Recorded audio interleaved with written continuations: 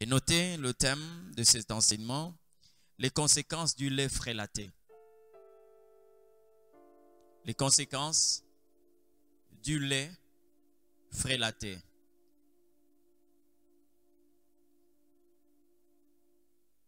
J'ai dit les conséquences du lait frélaté. 1 Pierre chapitre 2, le verset 1 jusqu'au verset 2.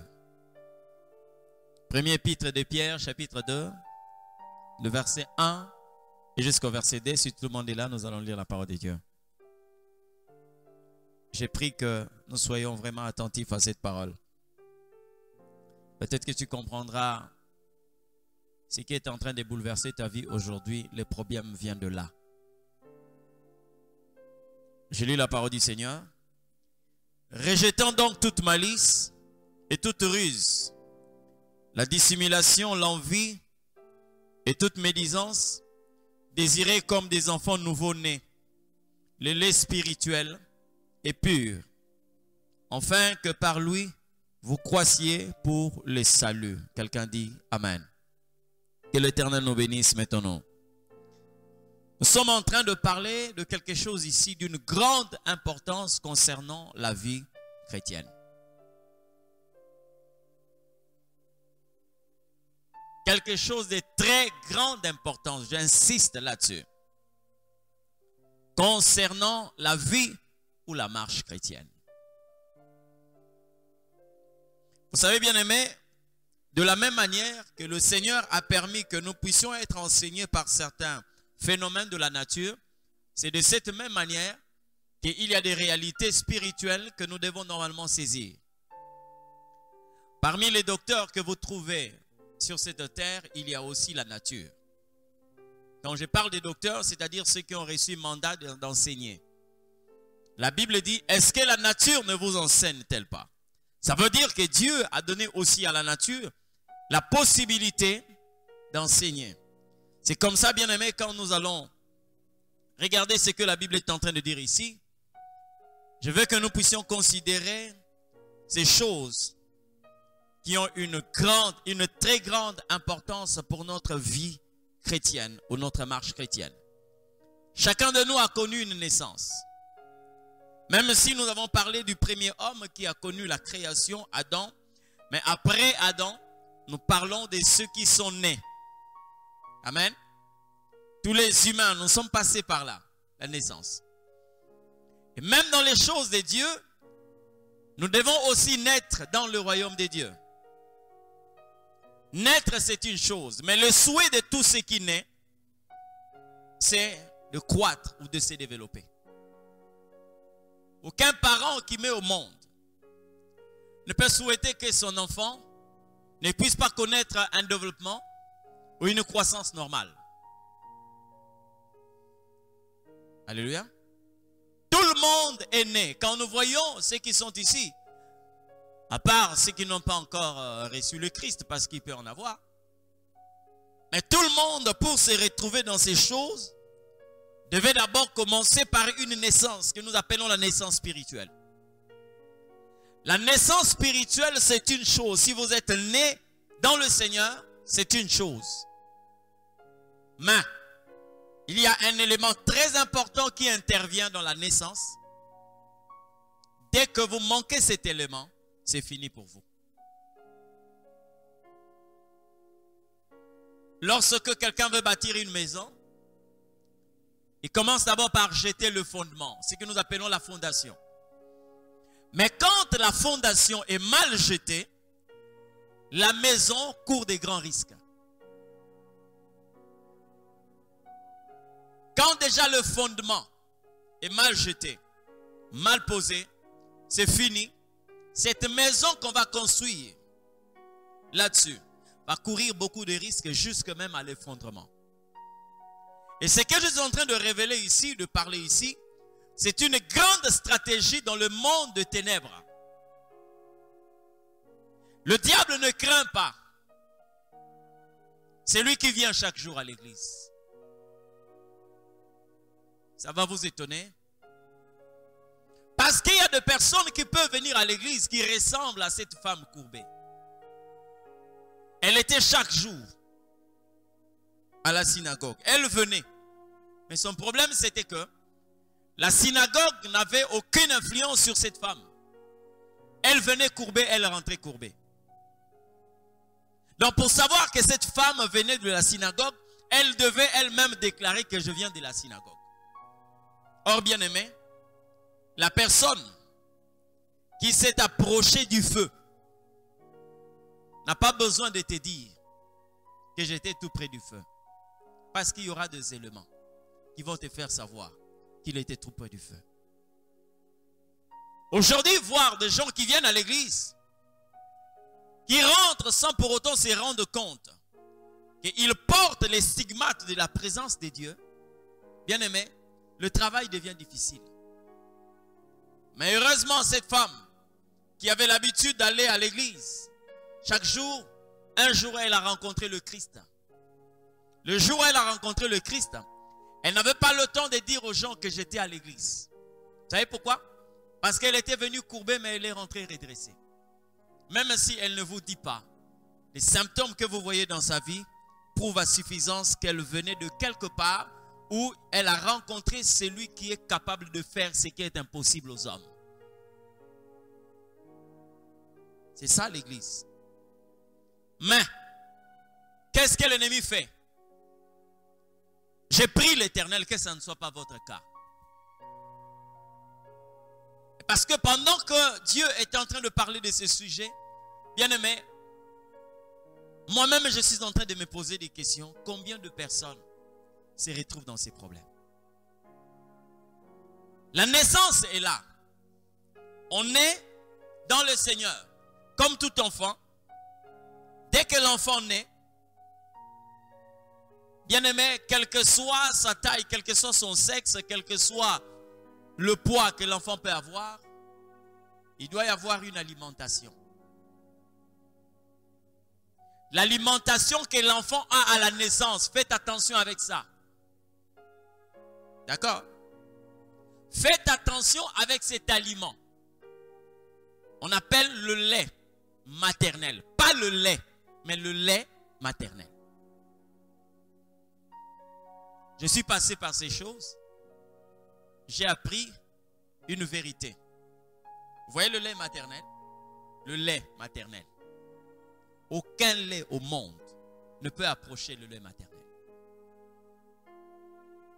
Toutes les entreprises de fabrication de lait qui se sont investies à faire de lait pour essayer d'équilibrer, d'approcher les valeurs nutritives du lait maternel, aucun scientifique n'a approché les vertus du lait maternel. Vous savez ce qu'on appelle de lait artificiel, mais qui ne peuvent pas approcher le lait maternel. Parce que le lait maternel a pour créateur Dieu lui-même. Et ça fait de sorte que, même si vous allez acheter NAN, vous allez acheter Gigo, vous allez acheter France Lait, tout ce que vous achetez comme lait artificiel, aucun lait n'est comparable au lait maternel. C'est comme ça que vous allez voir tous les pédiatres. Lorsqu'ils vous conseillent sur le lait, on vous dit que les 3 premiers mois, vous devez permettre à l'enfant de prendre le lait de sa mère. Ok? Si l'enfant, par exemple, il peut y arriver, je ne le souhaite pas, c'est des choses qui arrivent, que la mère peut décéder pendant que l'enfant vient de naître. Ce que l'on fait, normalement, c'est de chercher une autre femme qui venait de mettre au monde et vous confiez cet enfant à cette femme. Si vous commettez l'erreur de commencer avec le lait artificiel dans la vie de cet enfant, vous l'avez déjà détruit. Vous savez pourquoi? Parce que la science a prouvé que le lait maternel contient le premier nutriment ou les éléments qui fabriquent les anticorps. Ok? Les anticorps sont comme, comment je vais dire, le système de défense et de sécurité du corps humain. Donc quand l'enfant est en train de prendre le lait maternel, c'est comme ça que vous allez vous rendre compte, le 3 premiers mois, le lait maternel est un peu lourd. Après ces mois-là, vous allez vous rendre compte que quelquefois, après 6 mois, vous trouverez vraiment que c'est comme de l'eau.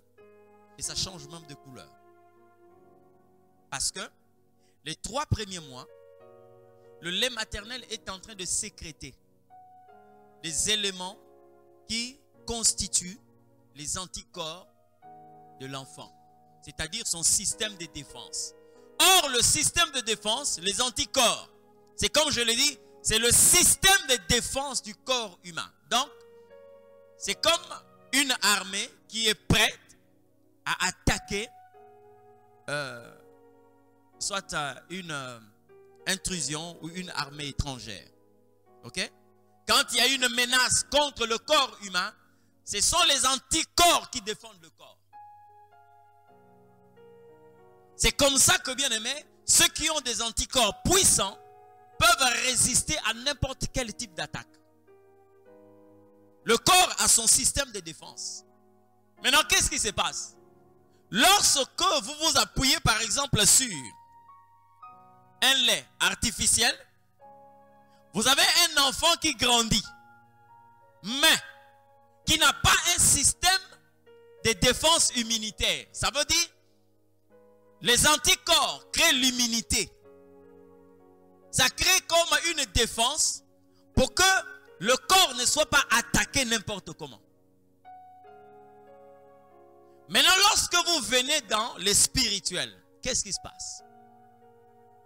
Dès que vous venez de naître dans le Seigneur, vous avez besoin du lait spirituel. D'accord? C'est comme ça que Pierre est en train de dire ici. Désirez comme des enfants nouveau-nés. Le lait spirituel, il ajoute, est pur. Vous savez pourquoi il a parlé du lait pur? Parce qu'il y a d'autres laits qui ne sont pas purs. C'est pourquoi on parle du lait frélaté. Ok? Le lait frélaté, c'est quoi? C'est un lait qui a perdu sa nature. Un lait qui a perdu sa pureté. Même lorsque vous prenez par exemple du yaourt, c'est de lait fermenté. Ok? C'est comme ça que lorsque vous avez un nouveau-né, vous interrogez un pédiatre, il vous dit qu'il ne faut pas d'abord donner à ces nouveau-nés le lait fermenté. Par exemple le yaourt. Ok? Vous savez pourquoi? Parce que son estomac n'est pas adapté à ce type de lait. Et vous allez par exemple au supermarché, quand vous prenez le yaourt, vous demandez des yaourts pour enfants, vous allez voir, on a marqué soit de 9 mois à 12 mois.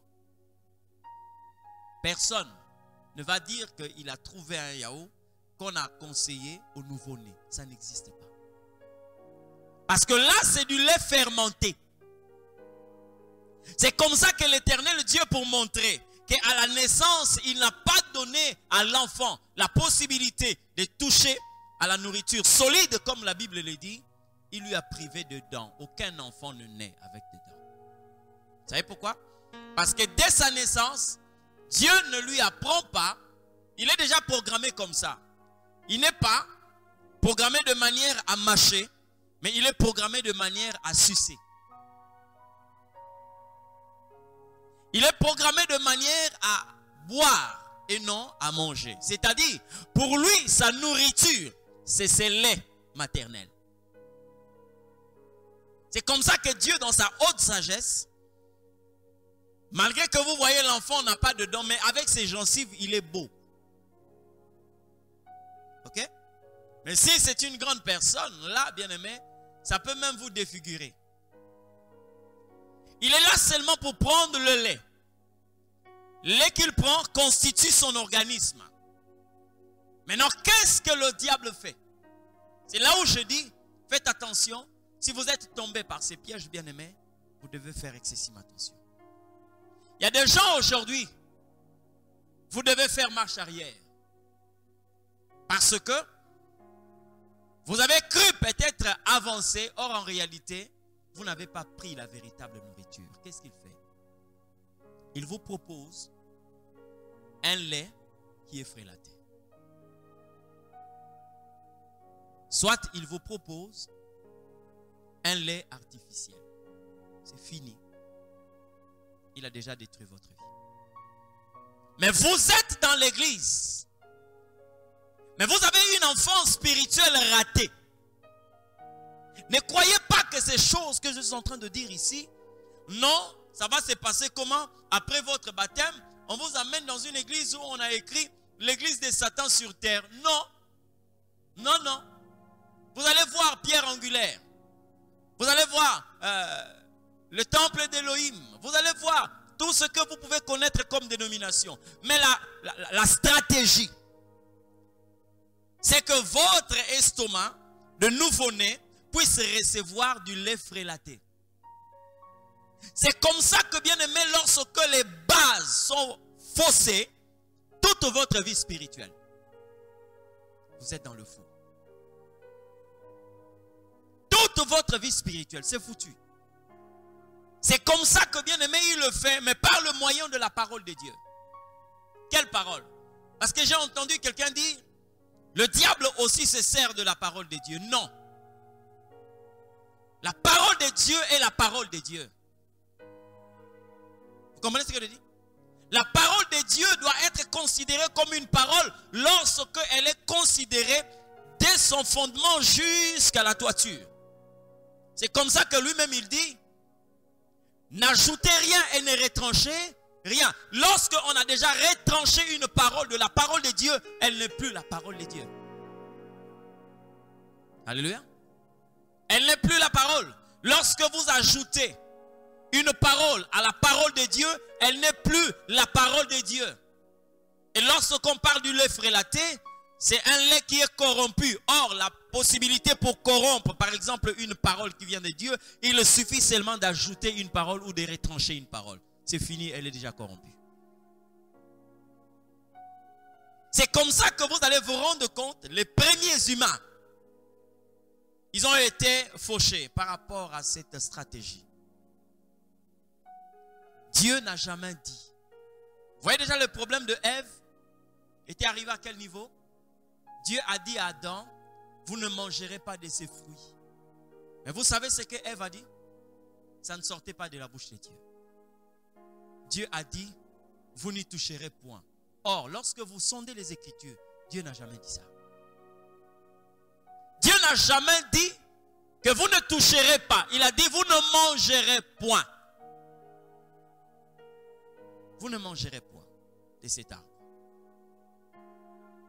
Mais quand le diable s'est approché, regarde la manière dont il parle. Je te montre là ce qu'on appelle le lait frélaté. Est-ce que Dieu a-t-il réellement dit que vous ne mangerez pas de cet arbre? Pourquoi ajouter-le réellement?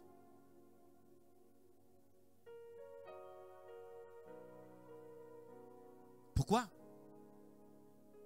Et quand il pose la question à la femme, est-ce que l'Éternel a-t-il réellement dit que vous ne mangerez pas de cet arbre? La femme dit, oui, le Seigneur nous a dit de n'y même pas toucher. Oh, Dieu n'a jamais dit ça. Dieu n'a jamais dit que vous n'y toucherez point. Il dit seulement vous ne mangerez point. Or, bien aimé, je peux toucher quelque chose sans manger. Amen. Je peux toucher quelque chose sans manger. Mais Ève, son problème, c'est qu'elle a ajouté quelque chose qui ne faisait pas partir de la volonté, de la parole de Dieu. Or, bien aimé, lorsque nous sortons déjà de la parole de Dieu, nous perdons la force qui nous permettait de résister à l'attaque de l'ennemi.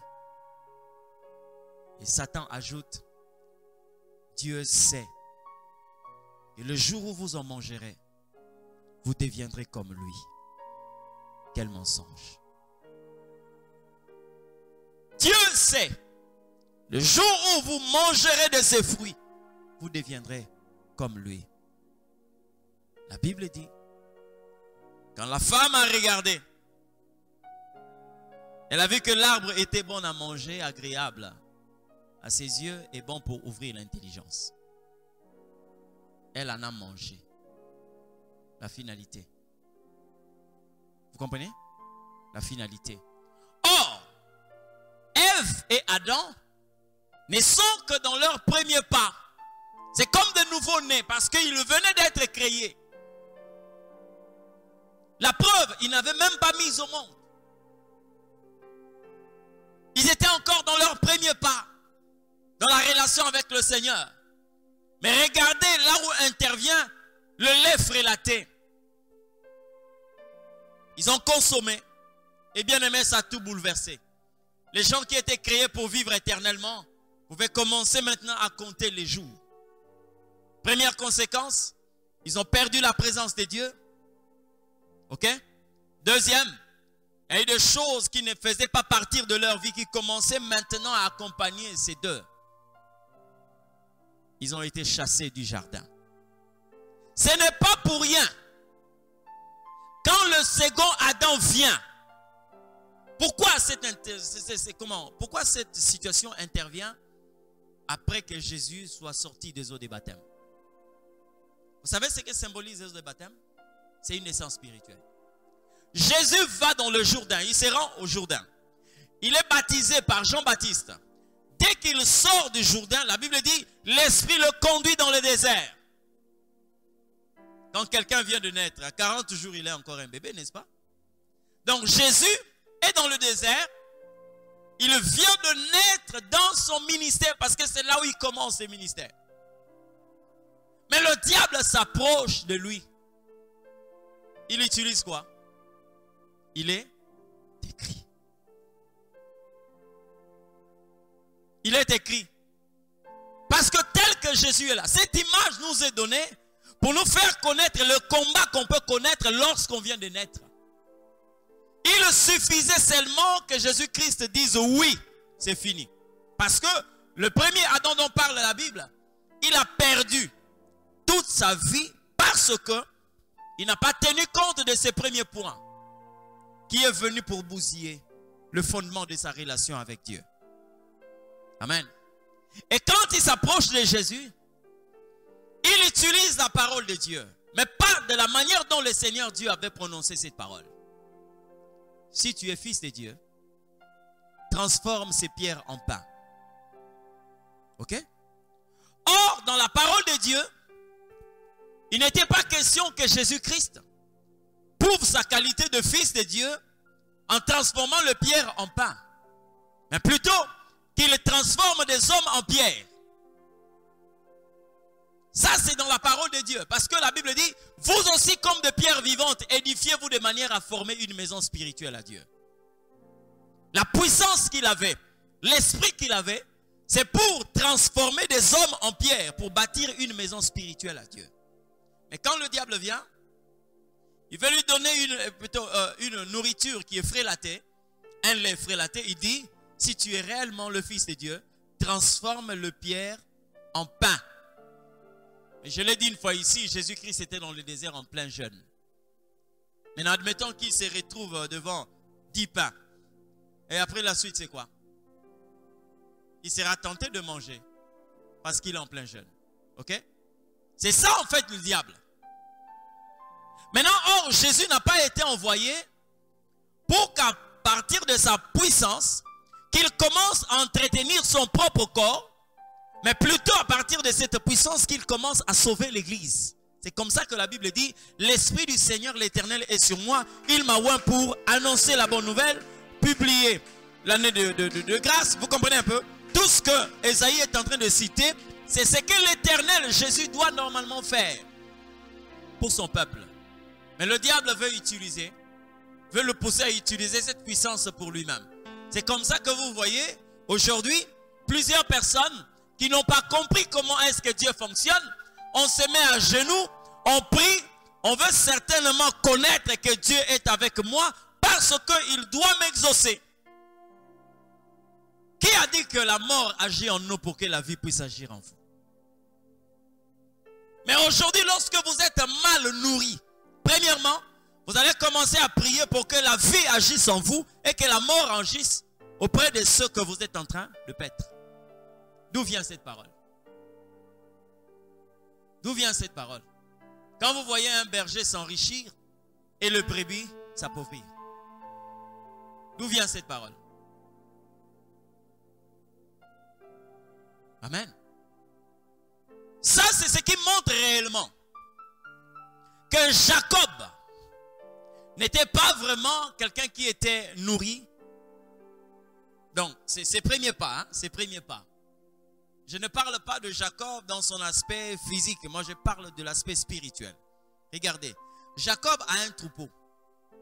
Pendant qu'il est en train de marcher, on lui apprend que Ésaü est en train de venir à sa rencontre. Il sait déjà que le problème qu'ils avaient avec Ésaü, ok? Il avait volé la bénédiction d'Ésaü. Qui? C'est Jacob. Qu'est-ce qu'il fait? Il prend une bonne partie de son troupeau. Il va donner à Ésaü, son frère. De manière à apaiser le cœur de son frère. Pour que quand son frère va voir ses grands troupeaux, peut-être qu'il sera apaisé. C'est une forme de corruption, d'accord? Qu'est-ce que Jacob fait? Il sacrifie son troupeau pour épargner sa vie. Ce n'est pas l'image d'un bon pasteur. D'accord? Heureusement que c'est là où meurt Jacob. Et c'est là où naît Israël. Israël n'a pas agi comme Jacob. Non, non. Il n'a pas agi comme Jacob. Lui, il avait les vertus d'une vraie vie pastorale. Il suffit seulement qu'on puisse vous donner du lait frélaté. Bien aimé, toute votre vie chrétienne est foutue. Toute votre vie chrétienne, c'est foutu.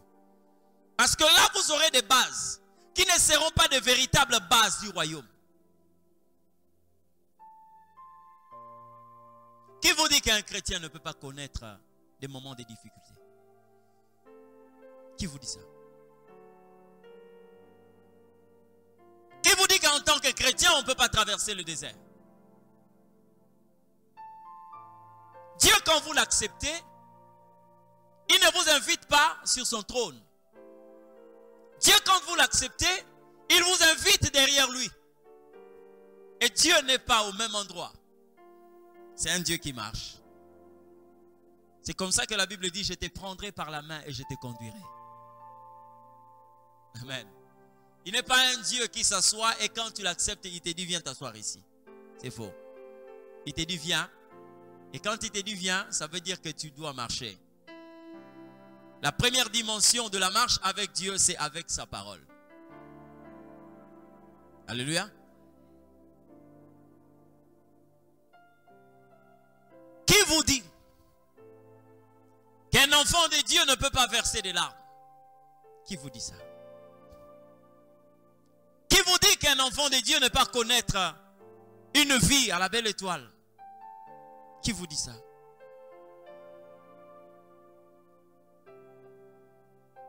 Qui vous dit qu'un enfant de Dieu ne peut pas traverser un moment de confusion?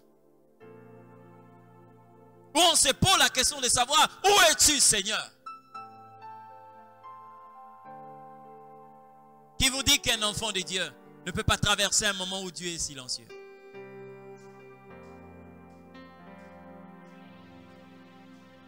Alléluia. C'est des choses que vous devez apprendre. Parce qu'il suffit seulement que je dise à ce micro, je le déclare, en tant qu'enfant de Dieu, tu ne peux pas manquer d'argent. C'est fini, je t'ai détruit. C'est fini, j'ai détruit ta vie. Parce que quand tu vas arriver au point où l'Éternel Dieu veut t'éprouver par manque d'argent, tu es capable d'abandonner Dieu et d'aller pactiser avec le diable. Écoutez-moi très bien. Même Jésus lui-même, fils de Dieu, et sur quoi Dieu, à un moment, il s'est arrêté, on lui a posé la question, Seigneur, devons-nous payer l'impôt, oui ou non? Jésus a dit, qui a une pièce ici? Ça veut dire, s'il dit qui a une pièce, ça veut dire que lui-même il n'en avait pas.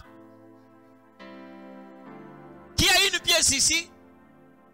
Jésus est là en train de chercher qui a une pièce pour qu'il continue à enseigner. Qui a une pièce? Quelqu'un a sorti une pièce. Il est venu donner à Jésus. Jésus attendait cette pièce. Et pourtant lui il est le créateur. Pourquoi il n'a pas créé une pièce pour montrer aux gens? Mais il a demandé qui a une pièce. Quelqu'un a apporté la pièce. Il a donné à Jésus. Jésus a posé la question. De qui est l'effigie? Dans d'autres versions, on parle de qui sont les effigies. Et César, il dit, donnez à César ce qui est à César. Et à Dieu ce qui est à Dieu. Alléluia. Vous croyez que pendant qu'Abraham avait une femme stérile dans sa maison, il n'était pas avec Dieu? Si. Si. Vous savez que pendant qu'Abraham a connu des moments de sécheresse, il était avec Dieu. Qu'est-ce qui a poussé Abraham d'aller en Égypte? Mais la Bible dit qu'il y avait une grande famine. Et Abraham trouva bon d'aller en Égypte. Vous croyez que Dieu l'avait abandonné? Non, non. Non, non. Le simple fait seulement de croire que quand nous sommes avec Dieu, nous allons commencer à surnager. Nous allons commencer à survoler. Nous allons commencer. Bien aimé, il y a des moments où Dieu va t'empêcher d'utiliser les ailes. Il te permettra d'utiliser tes pieds pour que tu traverses la vallée de l'ombre de la mort. Ta prière est que Seigneur, fais-moi survoler cette vallée. Dieu dit non, tu dois la traverser. C'est comme ça que David est en train de dire, quand je traverse la vallée de l'ombre de la mort, je ne crains aucun mal car tu es avec moi. Vous savez pourquoi il dit ça? Parce que dans cette phrase, il y a aussi les moments de silence. Mais ce qui est important, c'est la confiance. Je sais qu'il est là.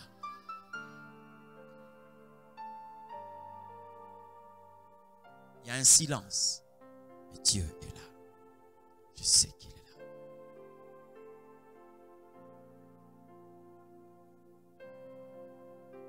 Il suffit seulement qu'on puisse te donner une nourriture frélatée.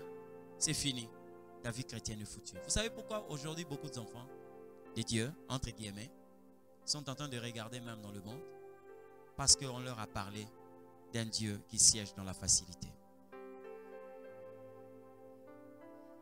Si je te présente un Dieu qui t'accorde tout ce qui est facile, je te tue.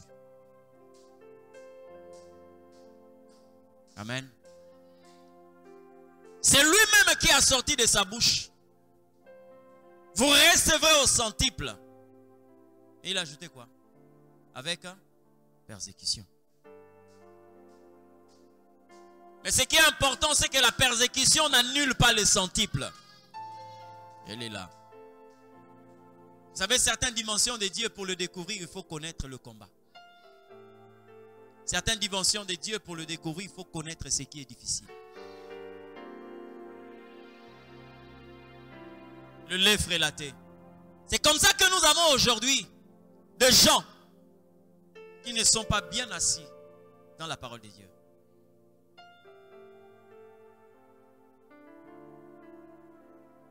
On est capable de croire que lorsqu'on vient au Seigneur, automatiquement tout devient facile.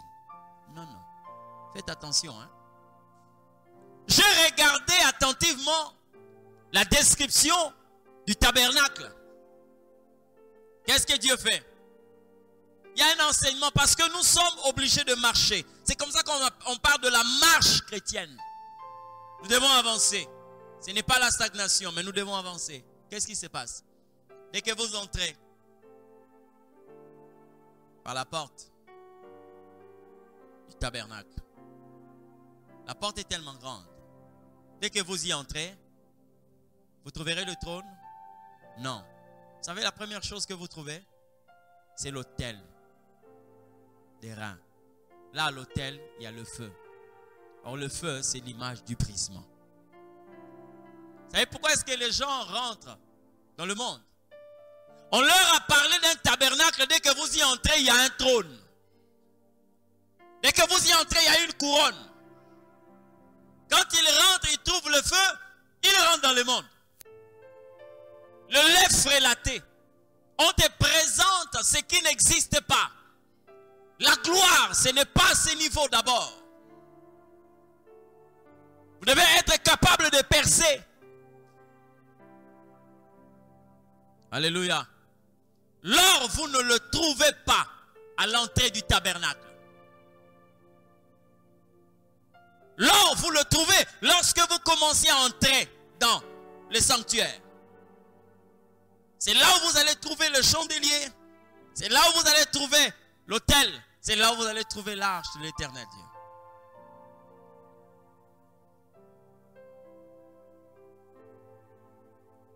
Dieu est capable de prendre quelqu'un sur une montagne. Mais vous connaissez bien aimé, la course avec Dieu commence quelque part. Vous avez déjà assisté à une compétition de marathon? Hein? Il y a ce que nous appelons le point de départ. Là où tout le monde est en position, on vous dit, à vos marques, prêts, partez. Vous devez commencer là. Mais vous savez là où Dieu commence la course? La Bible dit, de la poussière, il prend l'indigent. Dieu peut te prendre sur un arbre. Il nous a pris de plusieurs endroits. Moi, j'ai été pris à tel endroit. Toi, tu as été pris à tel endroit, à tel endroit, à tel endroit. Mais pour que nous puissions commencer la course, il nous a ramenés d'abord à la poussière, le point de départ. Dieu est celui qui peut te prendre d'une vie excellente. Il va te ramener, il va te conduire à une vie plus excellente.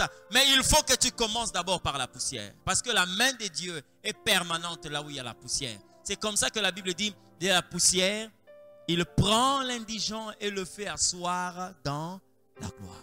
Bien-aimé, lorsque la course est respectée, vous n'allez jamais trouver quelqu'un que Dieu place dans la gloire avec les traces d'orgueil. Parce que la course a été respectée. J'aime Dieu. Lorsqu'il te fait traverser l'épreuve, il ne permettra jamais que tu passes par indigence. Ça veut dire que tu as eu quelquefois 55. Dis non, non, non, non. Il doit répondre à la classe. Parce qu'avec 55%, il est moyen. Donc, il a raté 45. C'est pas bon. Dieu va faire que tu reprennes la classe. Tu dois passer avec 100%. Quand tu passes, tu vas te rendre compte, malgré ta position, tu vas comprendre c'est lui qui t'a donné cette position. Et tu vivras toujours dans une attitude qui te permet de garder cette altitude.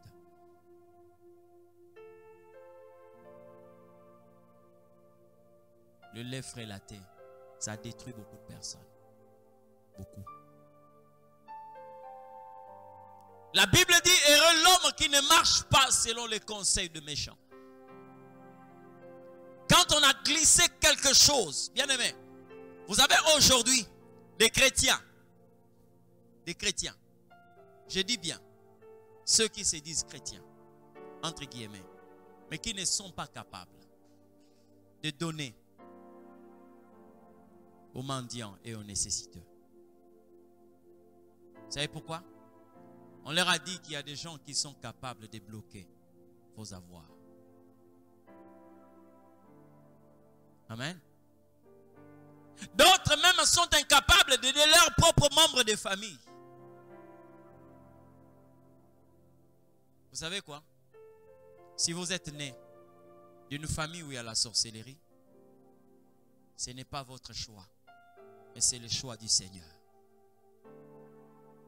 Si vous êtes né des parents sorciers, ce n'est pas vous qui les avez choisis, mais c'est le Seigneur qui a fait ses choix. Or, moi, je peux me tromper en faisant un choix, mais Dieu ne se trompe jamais. Si Dieu a fait ses choix pour moi, il sait que malgré leur sorcellerie, je peux percer. Et je dois percer.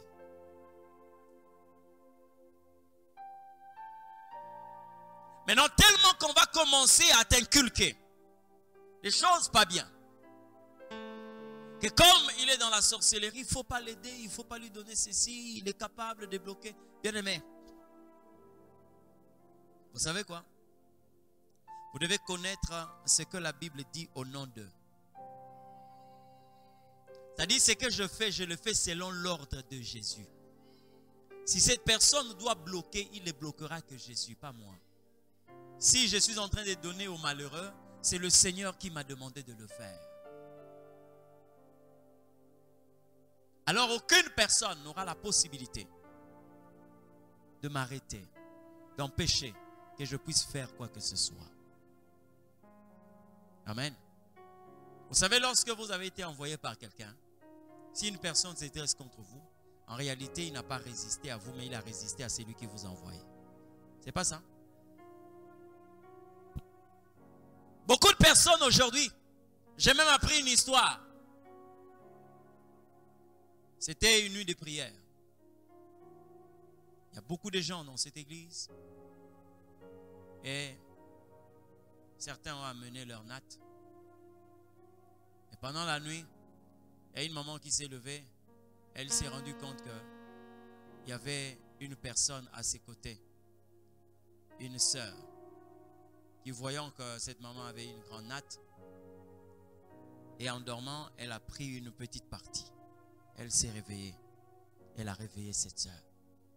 Dit non, non, non, non, non, non. Cherche l'endroit là où tu dois dormir. Tu ne peux pas permettre aux esprits qui te dérangent de venir encombrer ma vie ou mon destin. Moi aussi, je me combats. Non, non. Le que c'est qu'on a eu là. Parce que nous avons ça la boye. Nous avons un envoûtement général.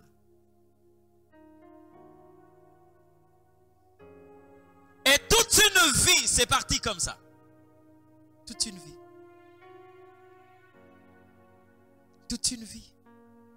C'est parti. Où est la parole qui dit que donne à celui qui n'en a pas? Celui qui prête au malheureux prête à l'Éternel. Où est cette parole? Lorsqu'on vous donne seulement du lait frélaté, c'est fini.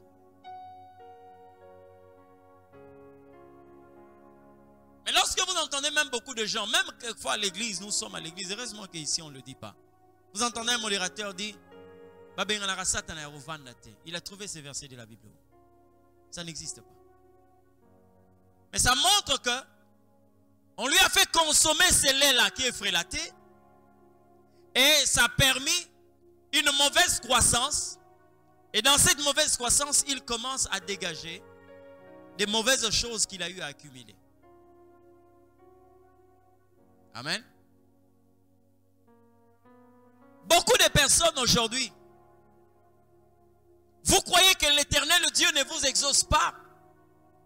Mais en réalité, votre problème, c'est que votre enfance a été faussée. Il y a même des personnes aujourd'hui qui ont besoin, bien aimé, vous avez besoin de la nourriture solide. Mais or, en réalité, vous avez besoin du lait. Prenez un enfant.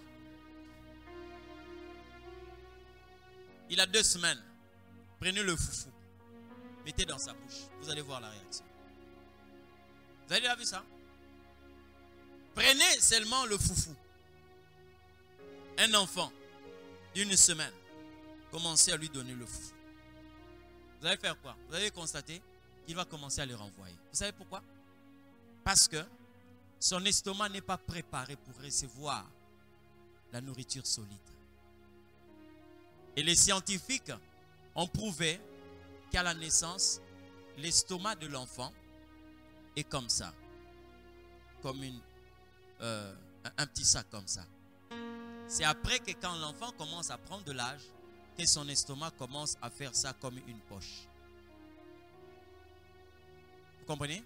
C'est comme ça que vous allez vous rendre compte quand un enfant vient d'être allaité. Vous allez voir, dès que vous commencez à masser un peu son dos, il fait un renvoi. Ça ne dure pas. Parce que son estomac est encore comme ça. Si l'ennemi veut aussi vous détruire, à l'âge où vous devez prendre normalement du lait, il peut vous bombarder de la nourriture solide. Mais s'il le fait, ce n'est pas par le moyen de la parole de Dieu. Il va faire de sorte que vous puissiez avoir une enfance ratée. Le problème est belé pour dans l'église. Les a causé na likambo na bateau bo mwana akola ki malamu na makamanza.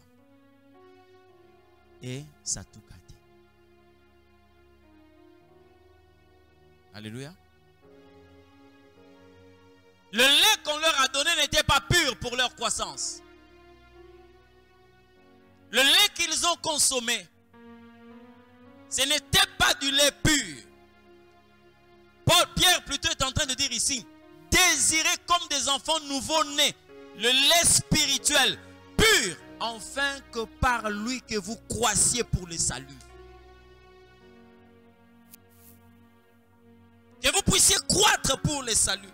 Comment c'est possible que quelqu'un qui vient à peine de recevoir le Christ, il va commencer à progresser dans les affaires? Où est-ce que Jésus t'a pris? C'est comme ça que vous voyez des gens qui dans le monde, quelquefois, sont en train de mener une double vie, prostituée. Mais quand ces gens-là viennent à l'église, ils veulent que le Seigneur Dieu leur accorde la grâce pour qu'ils trouvent beaucoup de maris. Ils ne comprennent pas. Ils ne comprennent pas. Il est dans le faux. Quand il vient, il veut que le Seigneur Dieu lui accorde encore la grâce de progresser.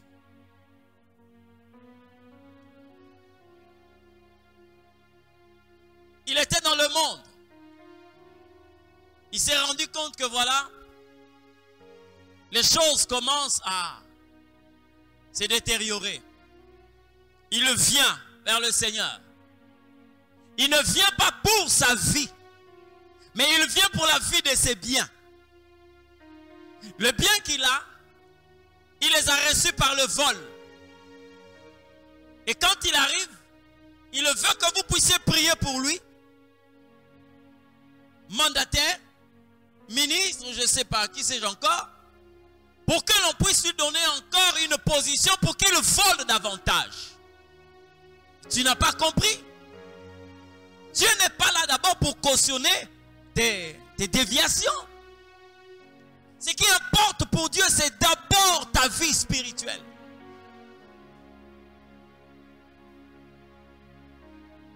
Est-ce que vous n'avez pas entendu que la Bible dit recherchez premièrement la justice et le royaume des cieux?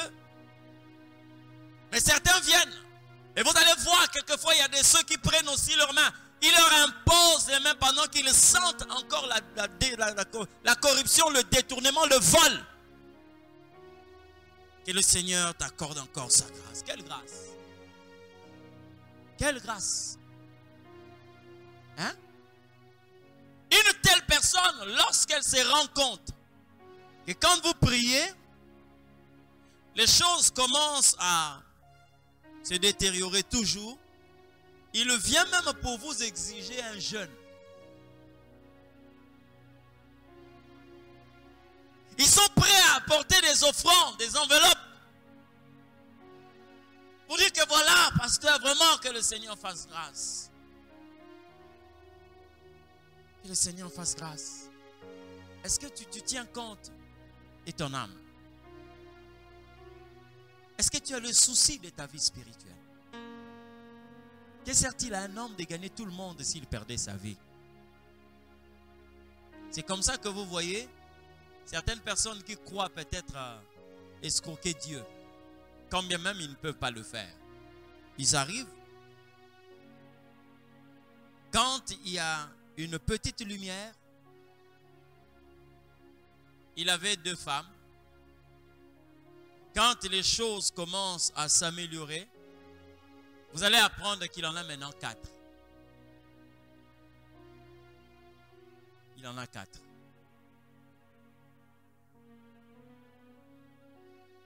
Parce que là, il a trouvé beaucoup de trous là où ils peuvent aller soutirer, là où ils peuvent aller creuser, avec de biens mal acquis.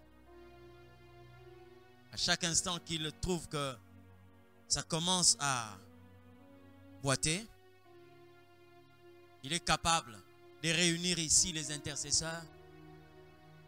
Il donne une enveloppe ici. $2000. Il donne une enveloppe là-bas. Il donne une enveloppe là-bas. Vous voyez des intercessions qui se font à gauche et à droite pour implorer la grâce de Dieu sur une personne qui ne mérite même pas. Je dis bien, il ne mérite même pas. Lui, sa joie, c'est de voir ses biens se multiplier, même étant dans le mal. Puisqu'on lui a enseigné, il a reçu le lait frélaté. C'est comme ça qu'il y a des gens qui sont venus vers Jésus. Ils ont dit à Jésus, Seigneur, mon frère ne veut pas partager mon héritage avec moi. Il ne veut pas qu'on partage notre héritage. Jésus a dit, qui m'a établi juge de votre héritage? Alléluia. Le lait frélaté, dès que ça entre dans votre vie, ça détruit le reste de votre vie chrétienne. Il y a des bases que vous devez rebâtir. J'ai dit, il y a des gens ici qui doivent faire marche arrière. Amen. Marche arrière.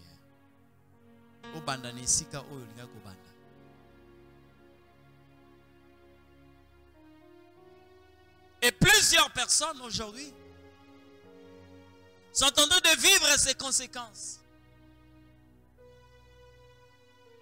Est-ce que vous pouvez trouver ça normal? Un enfant qui naît dans une maison, dans une famille, qui vient de naître. À 2 ans, cet enfant-là parle sa langue maternelle. C'est normal, non? On le voit. Moi, un jour, je suis allé rendre visite à ma belle-sœur qui était malade. On m'a dit que non, elle était conduite dans une église pour la prière. Bon, ok. Je suis allé quand même là-bas. Quand j'arrive à l'entrée, j'entendais déjà beaucoup de gens qui parlaient en dialecte. J'ai dit à maman, je veux aussi saluer ces gens-là. J'ai trouvé un petit enfant. Cet enfant-là pouvait avoir 4 ans. C'était peut-être 4 ans. Bien aimé. En le voyant, j'entendais comment est-ce que tout ce monde qui était là était en train de parler, ils étaient en train de parler dialecte. J'ai dit à cet enfant-là, Malukai, bien aimé, et loko moura zongi selanga mona yebite so azo ngo hôtel.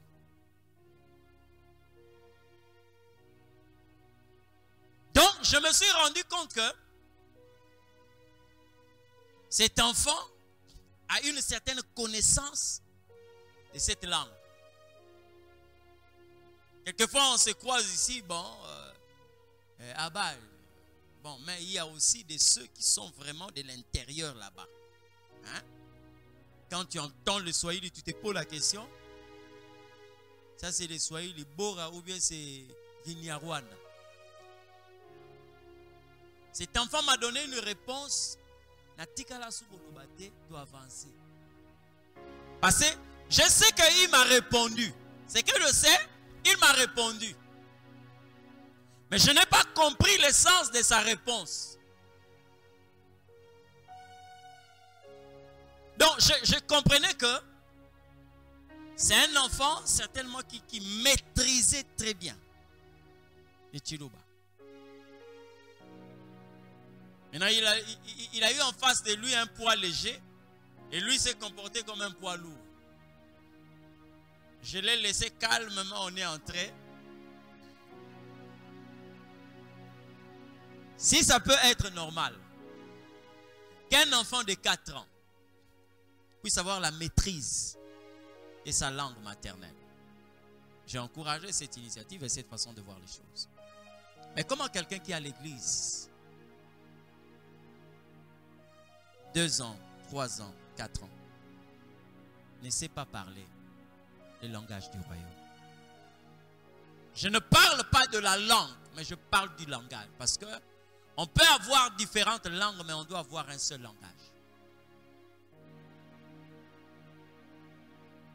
Comment c'est possible? Comment?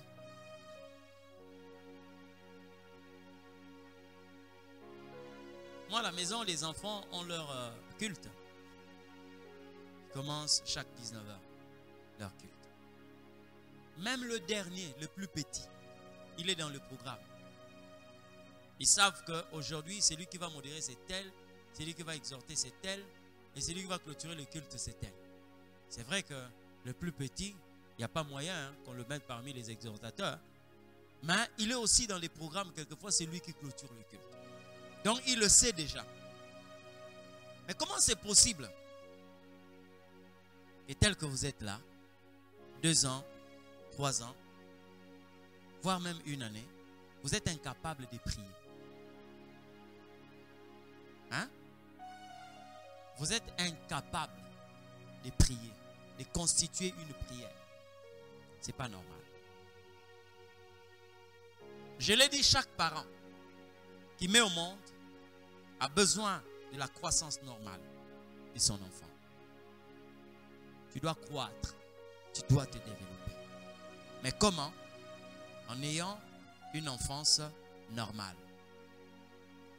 Je te parlerai du symptôme d'une enfance ratée. Parce qu'il peut y arriver que tu sois en face de quelqu'un qui apporte le lait frélaté. Vous savez, un jour, j'avais pris un bus. J'ai pris un bus, je rentrais. Je ne sais pas s'il faut dire malheureusement ou heureusement. Dans le bus, il y a eu un prédicateur. C'était vers, je crois, 19h30 ou 20h. Il s'est levé et il a commencé à prier. Il a demandé que si on pouvait lui accorder une attention. Moi, j'avais les kits aux oreilles. J'étais obligé d'enlever, écouter la prédication. Il a commencé à prêcher. À prêcher.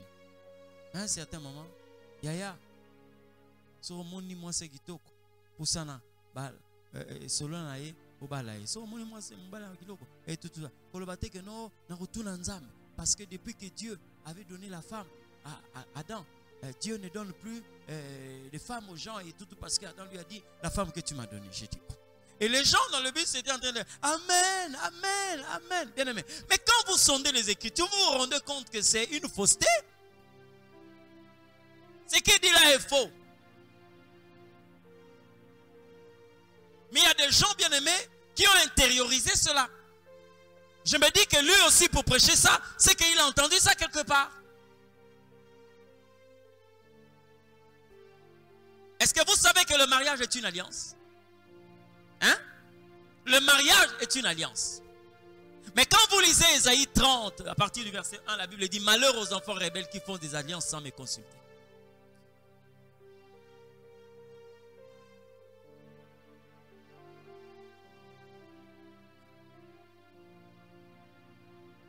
On peut détruire ta vie, on peut détruire ta vie. On peut détruire ta vie. J'ai entendu même des personnes qui disent que voilà, il est interdit que quelqu'un puisse prier couché. Autant en côté. Hein? Où est-ce que vous avez lu ça?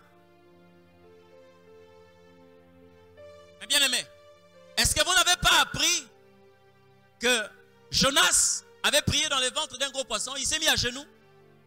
Il était dans quelle position? Prier, c'est prier. Ça peut arriver à n'importe quel moment. C'est comme ça que Paul dit, priez en tout lieu.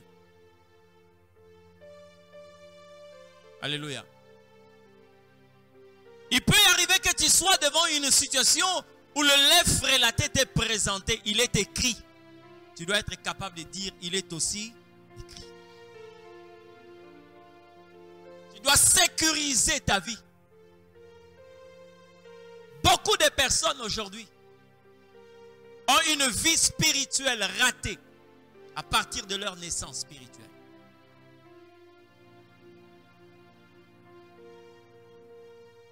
J'ai toujours écouté la sœur, il y a une dame qui interprète beaucoup plus les différentes prédications de Billy Graham. Elle a toujours l'habitude de dire à la fin, si vous avez écouté ce message, priez l'Éternel Dieu qui vous oriente dans une église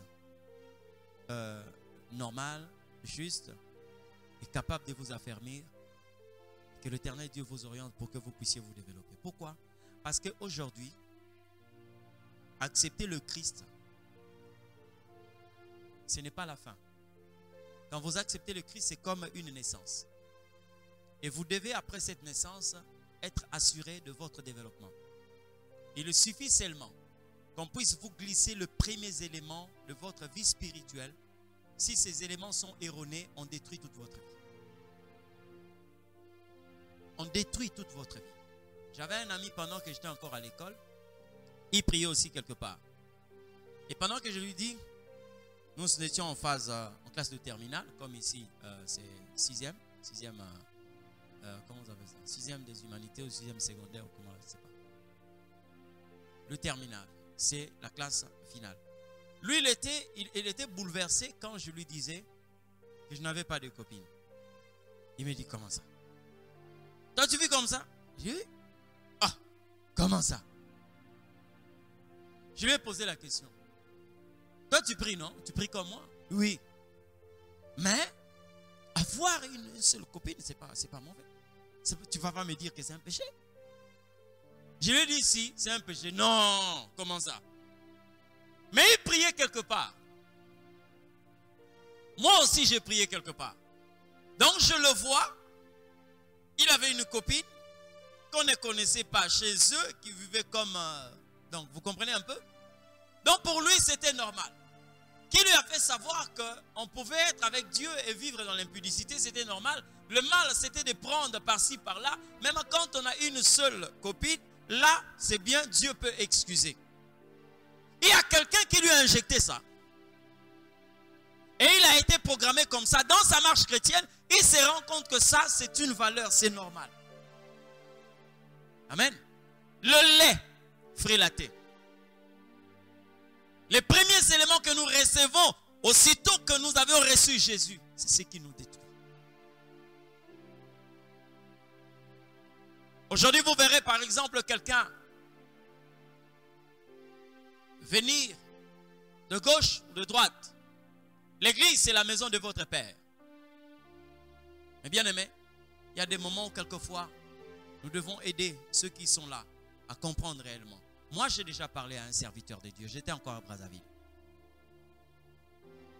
Il dit, si tu es sûr que cette femme, tu vas l'épouser et que vous êtes dans les périodes de fiançailles, même après, tu vas l'épouser même après 6 ans, après 7 ans, c'est pas mauvais de vivre avec elle. Je dis quoi?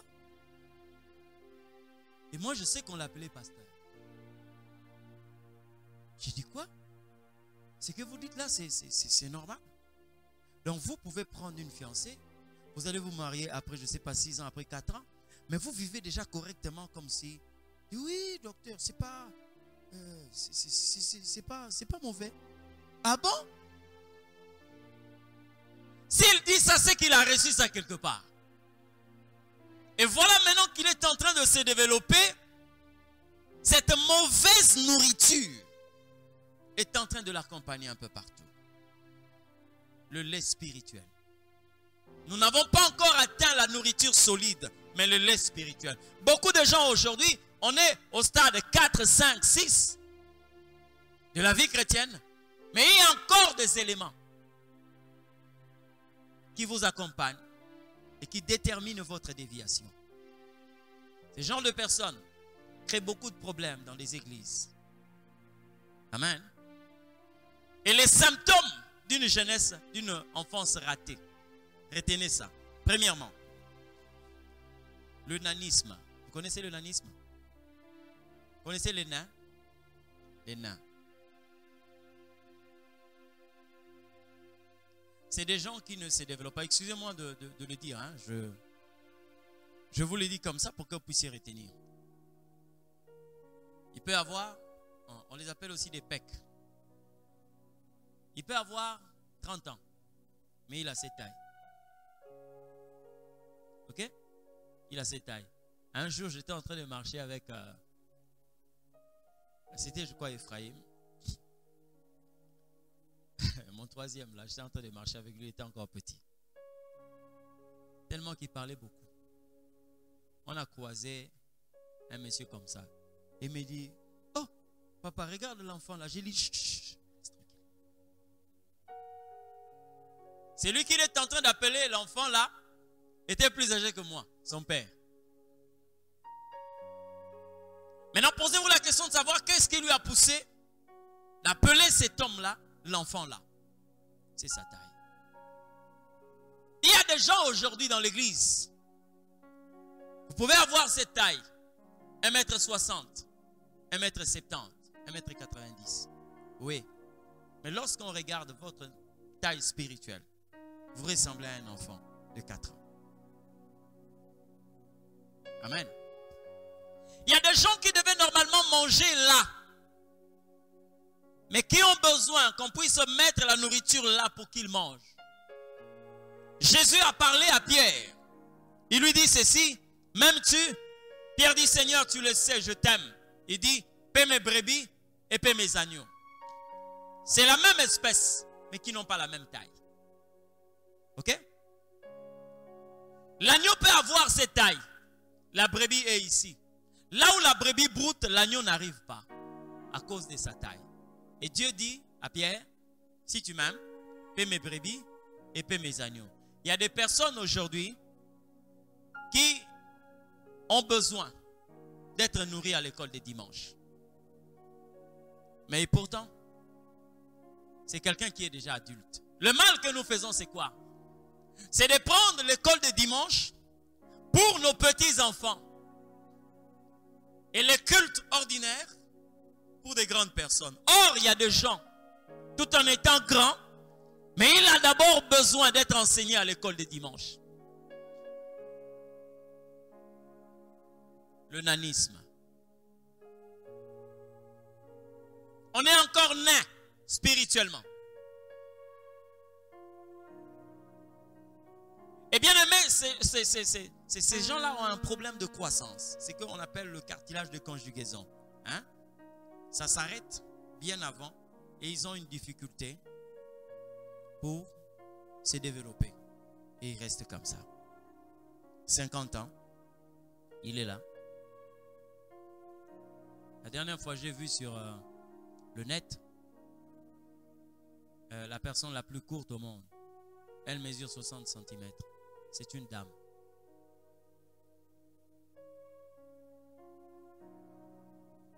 Mais bien aimé, elle a tout ce qu'une femme peut avoir. Elle a déjà plus de 38 ans. Mais si je la prends, je peux la mettre ici. Elle est jusque là.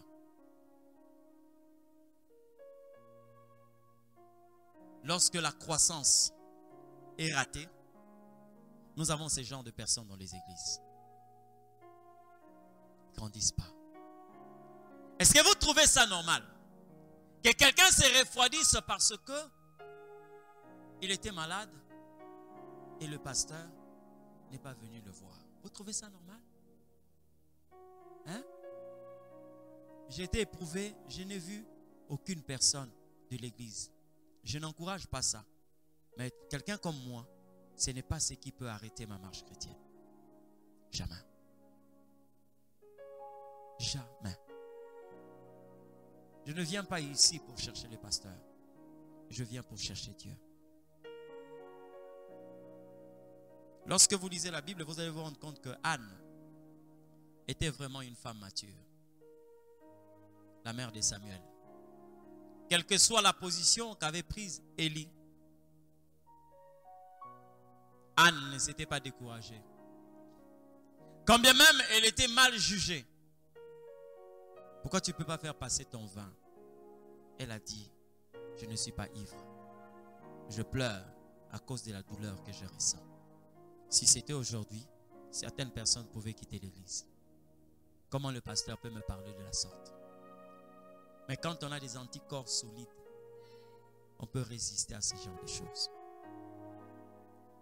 Le deuxième symptôme, lorsqu'on a une enfance ratée, c'est l'ignorance. L'ignorance. On peut tolérer l'ignorance dans ceux qui viennent de naître, mais pas ceux qui ont eu à faire du temps. Vous allez dans une maison, vous allez voir même un enfant de 2 ans. Il sait que son père n'aime pas les bruits. Et toi, quand l'oncle, tu viens, tu commences à faire du bruit. Or, les enfants qui sont nés dans cette maison savent que leur papa n'aime pas le bruit. Ce sont les enfants qui vont commencer à te dire, tonton, laisse ces bruits. Et si tu ne comprends pas que ces enfants-là ont une connaissance que toi tu n'as pas, tu commences à dire, ces enfants-là sont mal éduqués. Non, non, c'est toi qui n'as pas une bonne éducation. Tu ne connais pas la maison. C'est comme ça que vous allez vous rendre compte qu'il y a des endroits où, par exemple, quand je peux prendre un jeune frère, je dis que voilà, c'est lui qui va vous conduire. D'autres commencent à dire, ah, dis, moi je suis plus âgé que lui, il va me conduire comment?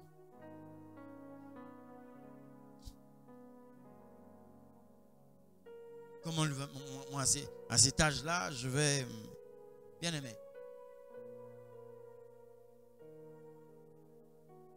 Vous savez, le Christ, dans la Bible, il y a tout. Comment est-ce qu'une fille de 12 ans, peut apporter la solution à un général? J'ai parlé de Naaman ici. C'est une fille de 12 ans qui va lui montrer la voie à suivre pour qu'il soit guéri de sa lèpre. Faites attention. Il y a quelqu'un qui a dit ceci. Ça fait des années. Lorsque tu marches et que tu vois un plus petit que toi t'appelle petit, ne t'énerve pas. Arrête-toi, écoute d'abord ce qu'il a à te dire. Peut-être qu'il t'appelle petit parce que tu es dans un domaine où tu ne maîtrises pas, que lui maîtrise mieux.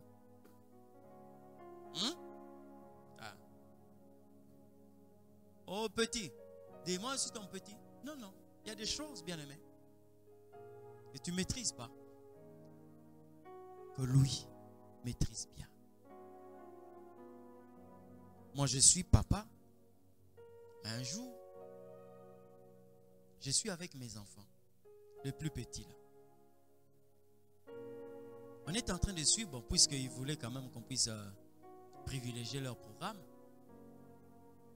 Je suis venu le trouver en train de suivre les dessins animés. Je ne pouvais pas quand même court-circuiter.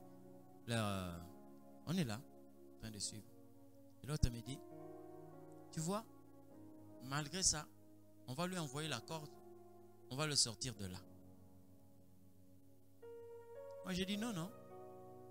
Il va tomber. Il dit, oh, tu vas voir seulement. On va lui envoyer la corde et il va sortir. Comme ils ont déjà suivi ça.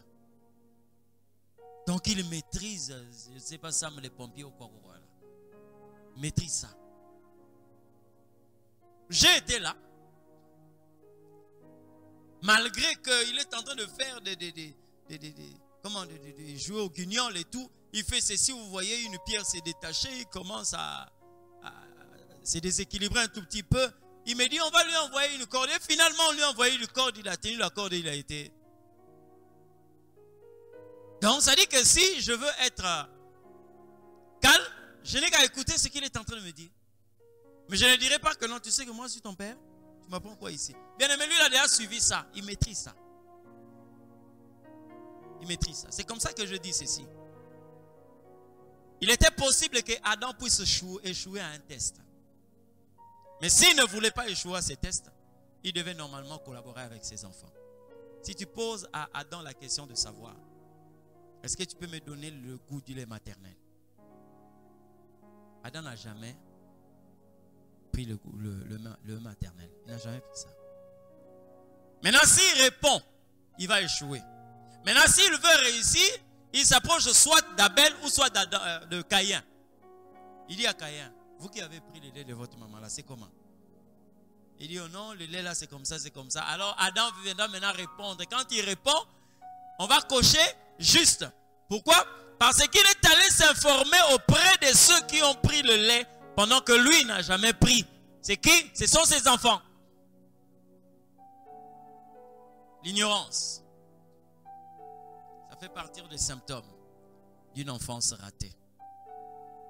Je peux accepter que dans tes premiers pas dans la marche chrétienne, que tu sois ignorant de certaines choses, mais lorsque tu atteins déjà 1 année, 2 ans, 3 ans, 4 ans, non. Amen. Non. Tu as besoin de m'appeler même à 23h pour dire que voilà, je vois on dirait la maison. Bien-aimé, à cet âge-là, tu es capable de te lever, de chasser cet esprit et tu dors. Le troisième symptôme,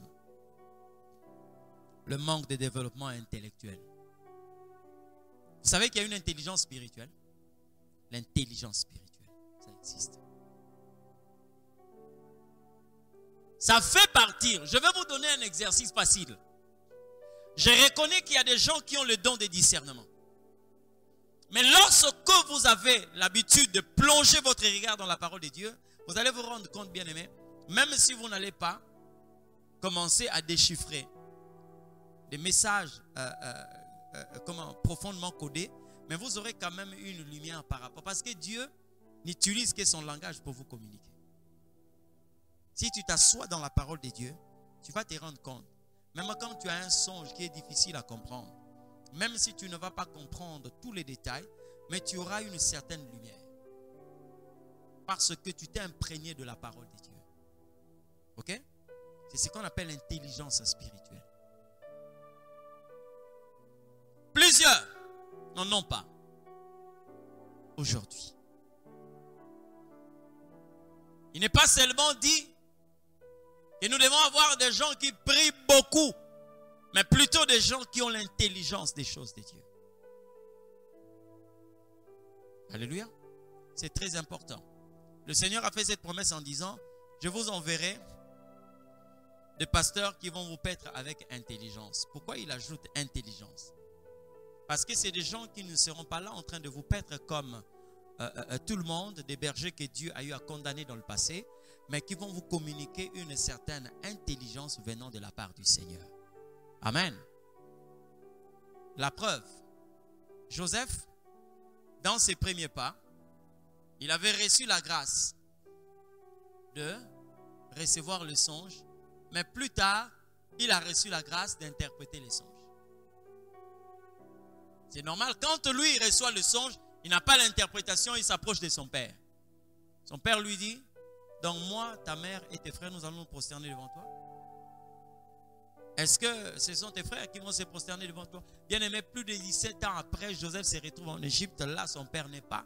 Mais c'est Pharaon qui fait un rêve et Joseph interprète ça. Ça veut dire quoi? Ce sont les éléments de la croissance normale. Une croissance spirituelle normale. L'intelligence spirituelle. Quatrième élément. La stagnation. La stagnation. Lorsque quelqu'un a raté une enfance spirituelle, vous allez rester au même endroit. Amen. Vous allez rester au même endroit. Admettons que aujourd'hui, vous rentrez à la maison, vous trouvez là une assiette ouverte. On vous dit que non, c'est votre nourriture. Que vous soyez chez vous, que vous soyez sous le toit parental, dès que vous ouvrez l'assiette, vous trouvez là-bas le cérélac et une cuillère à côté. Quelle va être votre réaction? La colère. Est-ce que vous n'avez jamais mangé ça? Le cérélac. Jamais? À un moment, non? Et maintenant, là, quand vous rentrez là avec cette énergie-là de vouloir vraiment ingurgiter, vous voulez vraiment manger. Vous venez trouver une assiette avec le cérélac bien préparé à l'intérieur. Vous allez réagir. Si vous savez que vous avez laissé l'argent. Pourquoi? Parce que vous vous rendez compte que cette nourriture ne va rien apporter de grand dans votre estomac. Mais si vous donnez ça à un enfant, il va le prendre. Mais vous, grande personne, avec une assiette de céréales, c'est comme une insulte. Ok?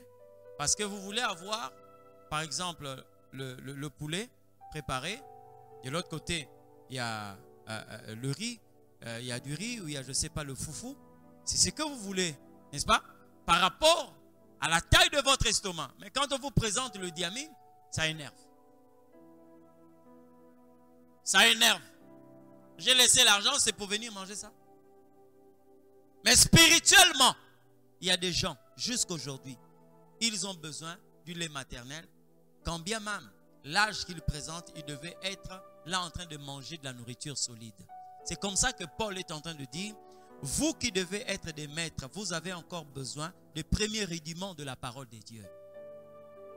C'est vous qui devez normalement prier pour les gens. C'est vous qui devez aujourd'hui apporter la bonne nouvelle à ceux qui sont dans le monde. Et vous avez encore besoin qu'on puisse vous porter comme des bébés à la mamelle. La stagnation.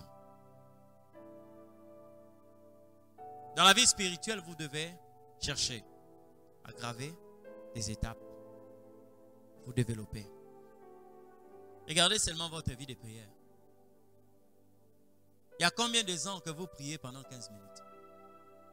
Il y a combien de ans que vous priez pendant 45 minutes? Et lorsque vous avez fait 1 heure, c'est comme si vous avez fait une éternité.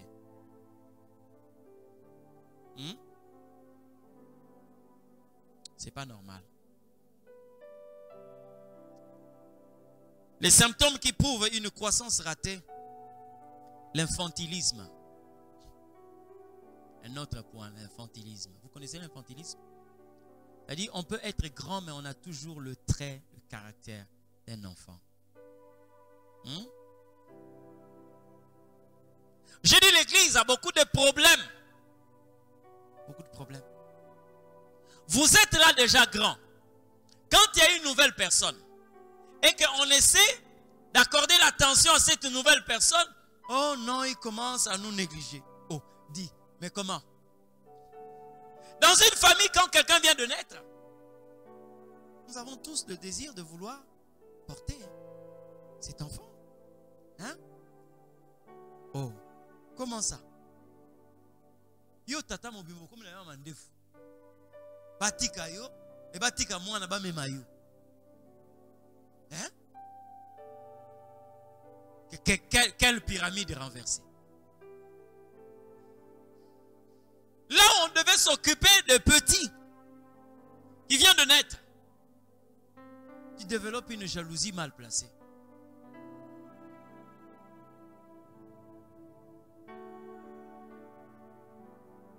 Pourquoi seulement eux? Pourquoi seulement eux? Hein? Lorsque vous êtes à la maison, vous voyez maman commencer à faire manger un enfant. Toi qui es déjà en 4e, ne t'énerve pas. Hein? Oh, fais-moi aussi manger. Je vais te faire manger comment? Tu es déjà en 4e, je ne sais pas, 4e secondaire ou 4e des humanités. Tu es déjà en 4e. Comment je vais te faire manger? Lui, on le fait manger parce qu'il ne sait pas lever les arêtes. Et on va zoler ça. Hein? C'est facile de faire manger un enfant qui a encore des gencives. Mais moi, je veux faire entrer la main dans ta bouche aussi longtemps que tu as déjà des dents. Mais je cours un grand risque. Comprends que lui a besoin d'attention par rapport à moi parce que moi, j'ai déjà grandi. Si papa me regarde une fois, ça va. Mais s'il lui regarde 7 fois, c'est par rapport à son âge. La stagnation ne doit pas créer des problèmes à l'église. N'est-ce pas? Oh. À la fin, quand on dit, par exemple, on va recevoir les nouveaux venus. Hein?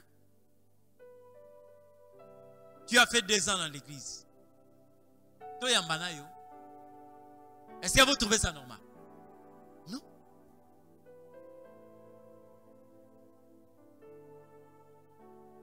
Lorsque vous voyez quelquefois quelqu'un commencer à montrer les talents que le Seigneur a placés en lui, on s'est dit, ah ouais, c'est équipe nationale. Joueur à la poste. C'est parce que tu n'as pas compris. Tu as raté une enfance. Amen.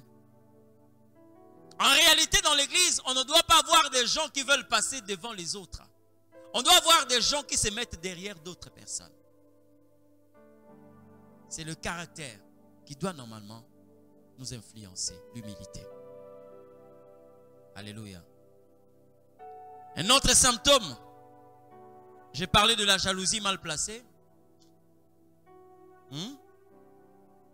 La jalousie. Est-ce que vous pouvez trouver normal que dans l'église du Seigneur, que les gens arrivent à s'empoisonner? Vous expliquez ça comment? Hein? On s'en la passe si beau. Côté au Gena Rosali Kabo, on a évité. Hein? Tu vois et puis tu te dis quand même que non, bon voilà, je vais lui donner ça. Ah, comment? Comment? Lorsque vous voyez de telles choses dans la vie d'une personne, c'est que cette personne avait raté une enfance. Parce que ce sont les notions élémentaires lorsqu'on nous apprend que nous constituons un seul corps. Bien aimé, dans le corps, il y a des parties qu'on ne peut pas voir mais qui constituent le corps. Ne cherche pas toujours qu'on te voie. Imagine-toi si le dos commence à faire des problèmes au point pour dire que mais tout ça c'est soit à la chambre ou sous la douche. Mais si les gens voient ma main, si moi je suis visible, laisse qu'on puisse me voir. L'essentiel, c'est que les gens savent que tu es là, même si tu es sous l'habit.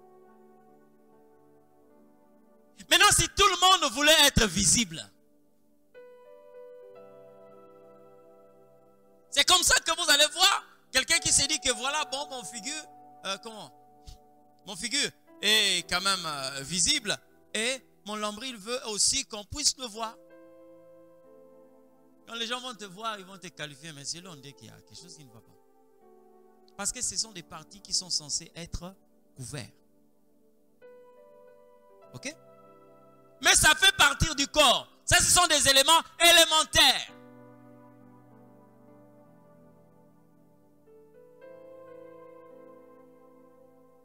On peut être là. Je vois par exemple les chantres, ils sont ici. Est-ce que c'est tout le monde qui doit... Comment vous appelez ça? Hein? Voilà. Est-ce que c'est tout le monde qui va l'aider? C'est pas tout le monde. On voit quelquefois comme enfant spirituel raté. L'Église connaît beaucoup de problèmes. Et pour conclure aujourd'hui, je parlerai de l'irresponsabilité. Hein? L'irresponsabilité. Il y a des gens qui n'ont pas cette connaissance lorsque Dieu vous confie une certaine responsabilité dans l'église. Ils croient que c'est comme s'ils sont en train de travailler pour les pasteurs. Amen.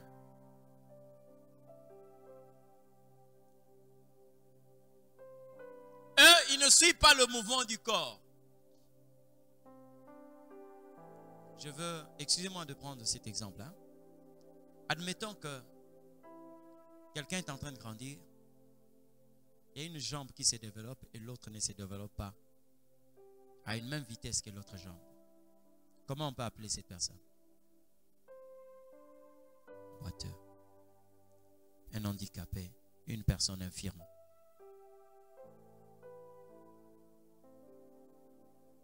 Parce que cette personne ne se développe pas comme le corps devait normalement se développer. Lorsqu'on te confie une responsabilité, est-ce que tu sais que si tu es encore gagné par l'infantilisme, ou encore tu es doté d'une certaine irresponsabilité, tu vas créer des problèmes à tout le corps. Amen. Tu vas créer des problèmes à tout le corps. Admettons que moi, je devais prêcher aujourd'hui. Et on me dit que non, c'est toi qui vas prêcher aujourd'hui. J'ai dit, ah, je suis fatigué. Comment est-ce que vous allez interpréter ça? Le pasteur a dit qu'il ne viendra pas. Il est fatigué et il a sommeil. Et je crois que vous allez même publier ça sur Facebook. Mais pourtant, c'est normal, quelqu'un peut se fatiguer. Mais quand on sait que c'est une responsabilité, on doit normalement l'assumer. Une église où les enfants des gens ont eu une enfance ratée. Vous aurez des personnes au poste, mais qui ne vont être que des irresponsables.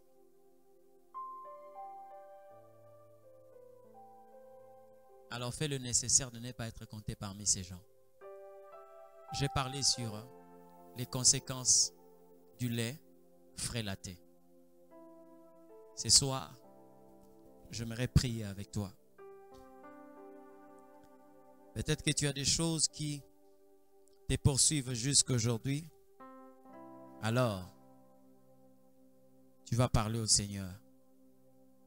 Dieu, tu es capable de me récupérer. Tu es capable de m'enseigner les véritables valeurs de la marche chrétienne. Et bien aimé, je suis en train de t'exhorter. Si tu peux prendre la décision de demander à Dieu d'extirper au-dedans de toi tout ce qui est une nourriture avariée, une nourriture gâtée, corrompue, pour que cela ne puisse pas détruire ta marche chrétienne. Élève ta voix, commence à prier dans le nom de Jésus.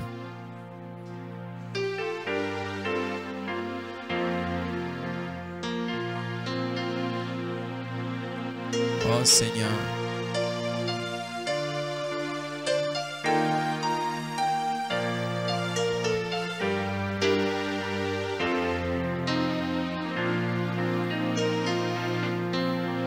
Natabola ayokolo kinomboka elaka idarayo etawi isangai kinote nakoma atana esobe sube mini kolo imonisa yawe